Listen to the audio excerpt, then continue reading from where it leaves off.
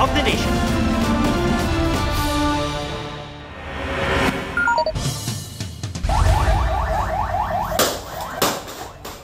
Nagkaengkwentro ang mga pulis at isang lalaki sa Santa Rosa, Laguna.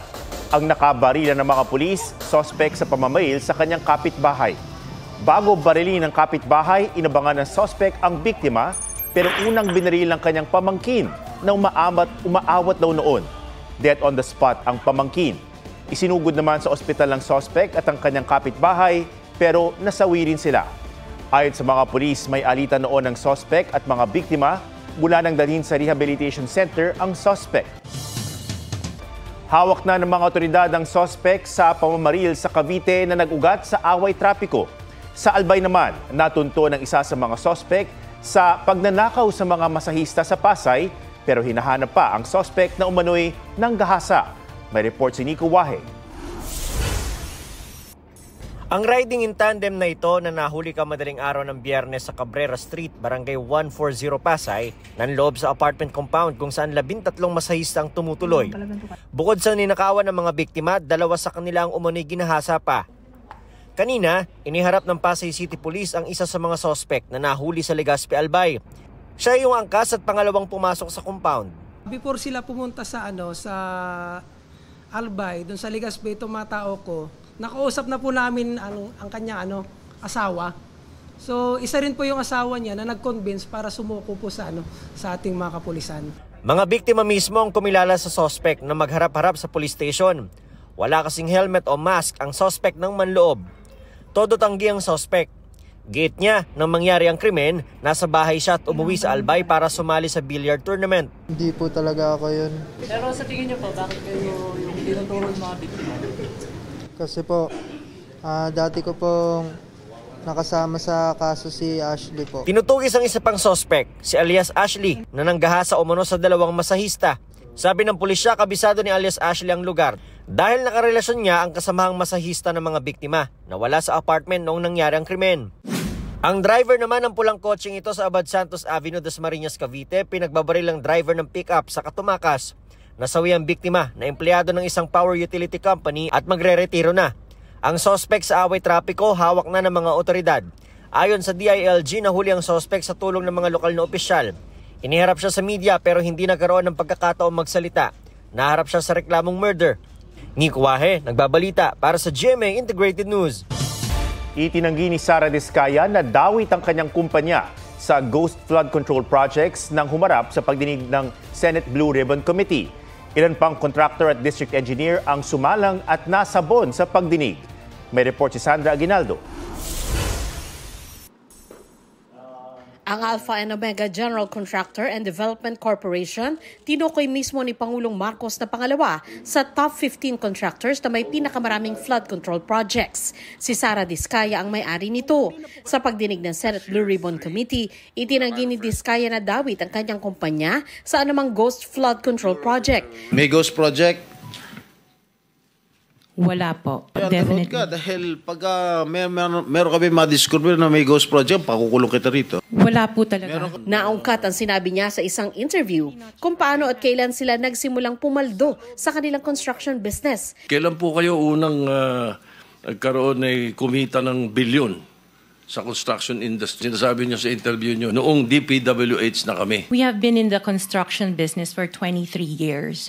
So I would presume na in the 23 years, pwede naman siguro kami po kumita. Sabi ni Diskaya, splice umano ang video ng interview. Yung billion, when I said DPWH, because prior to that, we were in local government. They spliced the video that was taken of me and just mentioned the DPWH. Tanong ni Senador Bato de la Rosa, kailan ba sila nagsimulang mangontrata sa DPWH? Sometime in 2012, we started with DPWH. Siguro mga 2016 onwards. Please make sure of your answer. 2016? Yes po, 2016 onwards po. 2016 onwards? Yes po. Naungkat din ang 40 magagarang sasakyan ng mga Diskaya. Anya, 28 lang ang luxury vehicles nilang pamilya. Sa kumpanya naman daw ang iba na service vehicles ng mga engineer.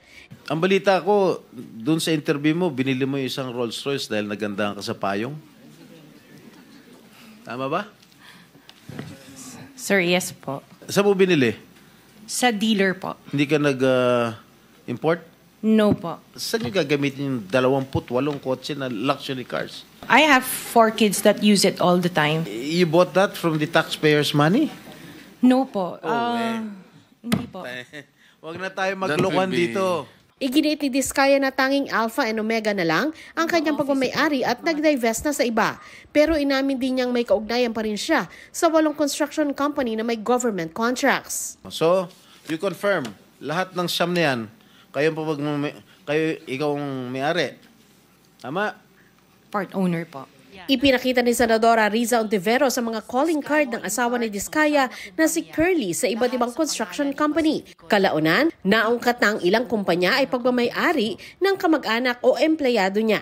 Kinwestiyon din ng mga senador kung paano napagsabay-sabay ng mga kumpanya ni Diskaya ang daan-daang government projects. Ang Alpha and Omega halimbawa, nakakuha ng 71 projects noong 2022. Giit ni Diskaya, wala silang kapit sa DPWH para makakuha ng maraming project. Magkano binibigay mong porsyento o advance sa mga taga-DPWH para mabigyan ka ng proyekto? Wala po ako binibigyan sa DPWH po. Baka may ipakita ako sulat sa'yo. Umamin ka na. Wala po ako talagang... Kasi hindi po ako nakikipag-transact with the DPWH. At the end of the day, pag nagsinungaling ka, ipapakita ko yung sulat. Minimum mo. Di ba umabot hanggang 40%? Sa DPWH, wala po akong kausap talaga. Tinanong naman ni Senador Bongo si Diskaya kung totoong nakapartner na nila sa proyekto ang kumpanyang nakapangalan sa kanyang ama na CLTG Builders. Miss Diskaya, hindi po kita kilala. Alam mo ba ang proyekto ninyo na naiulat kasi ngayong araw, ngayon lang, na joint venture nyo raw po ang CLTG? 2017?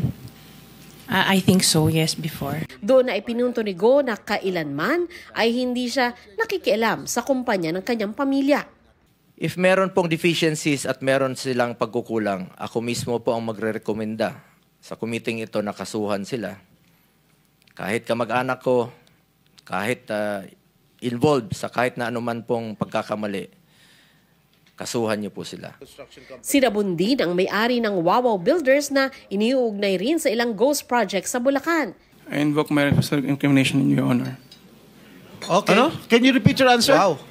Dahil may mga usapin po na kakasuhan yung mga contractor ng DPWH po at parte ng ulat ng Senado na magpagrekomenda ng paghahain ng kaso laban sa resource person, ang payo ng aking mga abogado ay huwag magsalita sa panahon na ito. It is only answerable by yes or no, Mr. Arevalo. Bine-verify pa po namin, Your Honor. Kinwestiyon din kung paano nakakubra ng 58 flood control projects sa halagang 5 billion pesos ang MG Samidan Construction, gayong General Engineering A lang ang kategorya nito.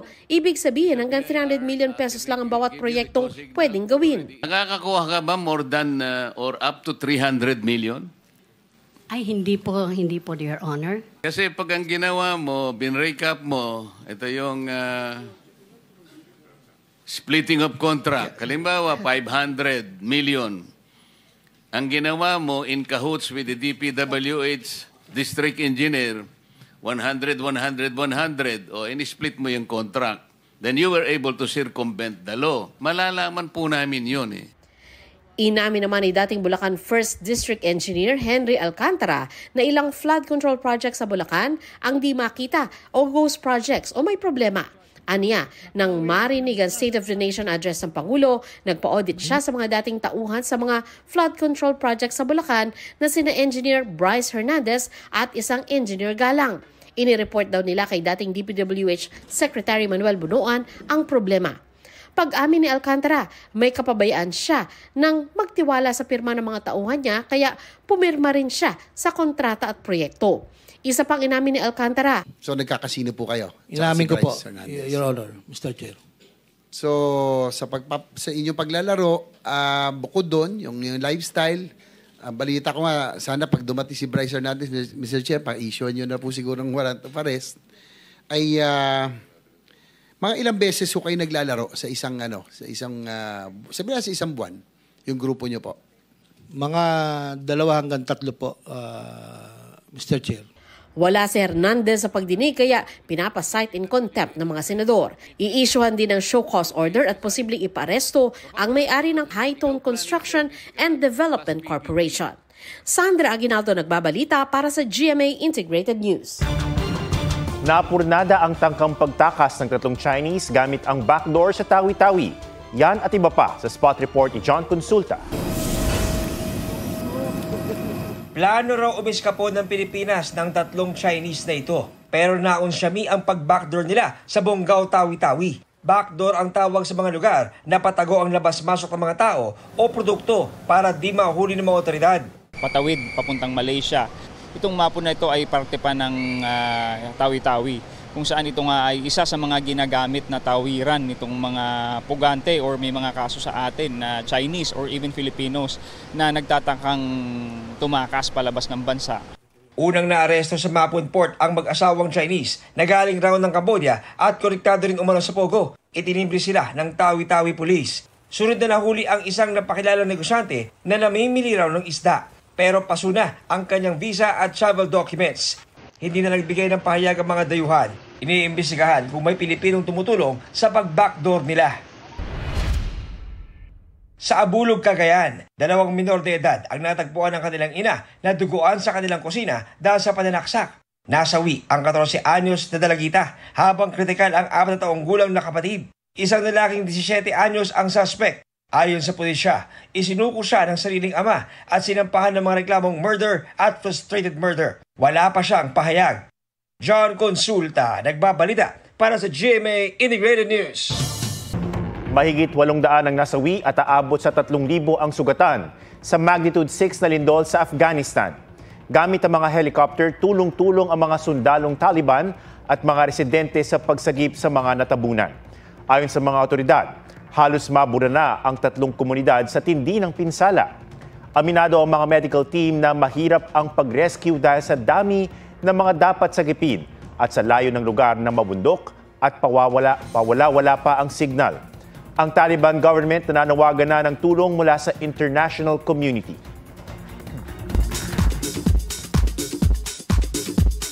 Anthony Constantino na amaze sa ganda ng Lake Cebu sa South Cotabato. Sa kanyang 4-day stay, nagustuhan daw ni Anthony ang laid-back and slow-paced life sa probinsya na ibang-iba sa Maynila at Amerika kung saan siya lumaki.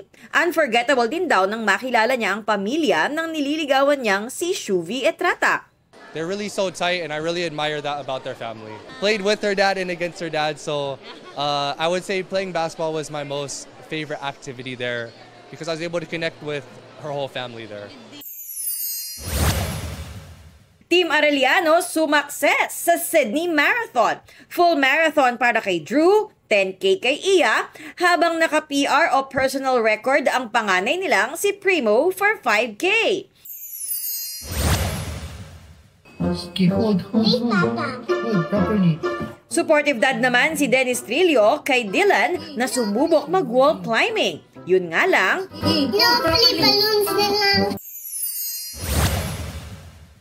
XPB housemates na sina Will, Shuvi at Ralph stunning in their kimonos sa Japan.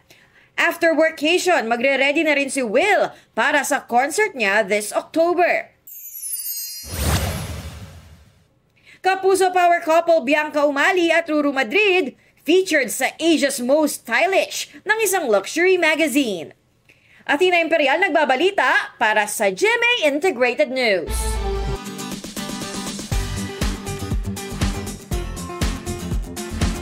Mapapaawit ang kahit na sino sa himig ng pag-ibig, gaya ng isang bride na sariling tinig ang handog sa dream wedding nila ng kanyang irog. Pusuan na yan sa report ni Ian Cruz. Narinig ang pambihirang himig mula sa boses na punong-puno ng pag-ibig. Pangarap ko ibigin ka. Mga luha ng pagkagalak at pasasalamat ang bumalot sa sagradong kasal ng bride na si Cyril sa groom na si Eric. Ikaw na lang ang siyang kulang sa buhay kong ito. Ang kanilang pagmamahalan umigting nang muli silang pagtagpuin ng tadhana matapos magkalayo ng landas. Pinangarap ko kasi siya talagang ibigan. Crush ko kasi siya. Wedding singer ako and music teacher. So, non-negotiable ko kapag ako ikakasal sa tamang tao, gusto ko, kakantaan ko siya. Sa kanilang pag-iisang dibdib, ang boses ng kanyang sinta ang sandaling anyay na nanatili sa kanyang gunita. Nagpipigil ako ng luha. Kasi sabi namin, walang iiyak. Tapos wala, naiyak talaga ako. Ang kanilang pangako sa isa't isa. At sa habang panahon, ikaw ay makasama. Yun talaga yung vinaw namin kay Lord. Pangarap ko ang ibigin ka. Ian Cruz nagbabalita para sa GMA Integrated News. Yan po ang State of the Nation para sa mas malaking misyon at para sa mas malawak na paglilingkod sa bayan. Ako si Ato Maraulio mula sa GMA Integrated News, ang News Authority ng Pilipino.